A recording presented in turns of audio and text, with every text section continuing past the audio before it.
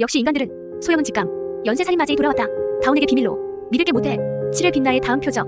목격자가 나타나지 않았다면 빌라 주민 중 한 명이 살해될 뻔했는데 이후 피해자가 조사를 받으면서 범인의 칼이 특이했다며 그려 보이자 소영은 좀 흔들리는 모습을 보였다. 왠지 다운의 부모님을 죽인 범인의 무기와 동일한 듯 이 사람은 연쇄살인범이거나 더 나아가 카일록을 훔친 사탄일지도.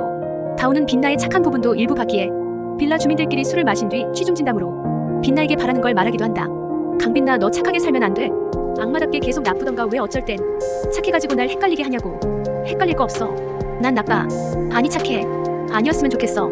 잡아야 하는데 잡고 싶지가 않다. 다운의 취중진담에 약간 흔들리는 빛나. 하지만 그의 집에서 증거품으로 수집된 찌그러진 콜라캔을 본 빛나는 왜 자신이 의심받게 된 건지 눈치채고 배신감을 느꼈다. 콜라캔을 제대로 처리하지 않고 대충 버린 만도는 바로 응징하기. 만도가 또 사고를 쳤단 소식에 아롱이도 오한말을 들고 달려오고 아롱이가 다운까지 언급하자 빛나는 냅두란다. 건들면 피곤하단 핑계로 가만 놔두라 하니 안 그래도 의심 중이던 아롱이 레이더 발동. 사랑에 빠진 악마는 쓸모가 없다며 만도에게 혹 빛나가 눈물을 보이거든 필히 말하라 명했다. 한편 K오푸드 사장 최원중은 직원들의 파업을 해결하기 위해 노조위원장을 따로 부른다. 첫 대면에서부터 강아지 취급하며 사람에 대한 기본 예의를 지키지 않더니 3억을 입금하며 파업 철회하라는 원중. 하지만 위원장은 돈이 아닌 사람답게 일하는 것을 원한다며 돈을 돌려주겠다 한다. 위원장님 화나게 하지 마세요. 제가 갖고 싶은 걸 못 가져본 적이 없어서 인내심이 굉장히 부족합니다. 자신의 뜻을 따르지 않자 뜨거운 물을 끼얹으려는 듯 위협하는 원중. 위원장은 다급히 빠져나가려 했지만 밖엔 그를 납치할 덩치들이 기다리고 있었다. 납치된 후 다시 최원중 앞에 던져진 위원장은 망신창이었지만 원중은 그를 향해 골프채를 휘두르며 공으로 맞췄다.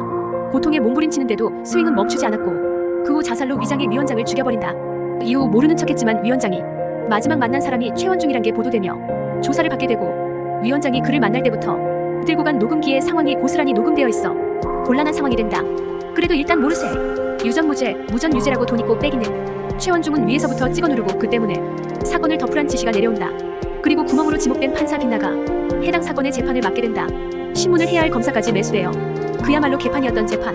빛나는 구멍 취급. 당한 것에 살짝 배알이 꼴린 듯한데 어쩔런지 다운은 형사로서 할 수 있는 게 없다며 빛나를 찾아가 도와달라 부탁한다. 날 의심하면서 필요할 때만 날 믿는 척.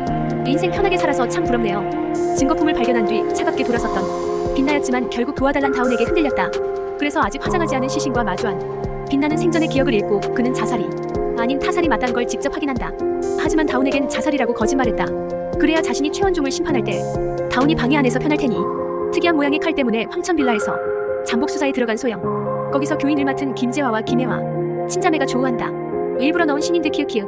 여튼 소영은 문제의 칼을 가진 수상한 남자와 마주하고 칼을 겨누는데 너구나. 내가 25년을 기다렸어. 총성이 울리고 빛나와 다운이 갔을 땐 바닥이 피로 흥건해져 있었다. 총을 겨눈 건 소영인데 팔의 예고편에서 나온 혈흔의 주인은 왜 소영인가요? 분명 범인이 보통의 사람은 아닌 게 분명하다. 이 영상이 즐거우셨다면 구독과 좋아요로 다음 소식을 놓치지 마세요.